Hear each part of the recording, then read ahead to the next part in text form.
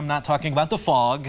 It's the time of year where manatees are being spotted more and more as the weather becomes a little chillier. Yeah, kind of fun for us, and guided kayak tours in Fort Myers wants to help you get up close and personal with these beautiful gentle giants. For In Your Corner's Catherine Marsh is live at Manatee Park taking a tour herself. Catherine, have you lost count how many manatees you've seen?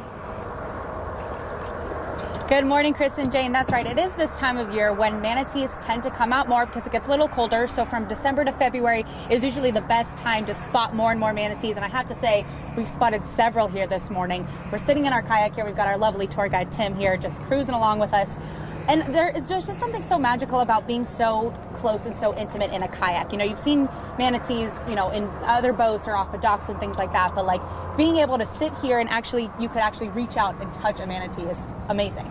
Absolutely. You know, manatees, some of them are just naturally curious, and they will approach, and sometimes they put on a really great show for you. And you know, what other animal out in the wild that large could you get safely close to and observe? You know, they really are one of the world's most amazing animals, in my opinion. It's really cool, and they are huge. I mean, so much bigger than you actually think. I mean, once you get up close and personal with it, you're like, oh my goodness, that's huge. I mean, it could actually tip the boat over if it wanted to. Well, I'm sure they have every ability, because they are very, very strong, powerful animals, and you know, on average, they're about 1,000 pounds. So, wow. You know, but they're very, very gentle animals, and so the chances of that happening, you know, are not very likely. Although anything is possible. Very true.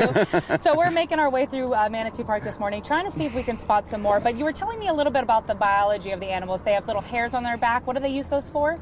Okay, well, manatees, first of all, in their mouth, they have little whiskers that have blood vessels inside of them. Those are called the manatees vibrissae, and the vibrissae are just as sensitive as our fingertips.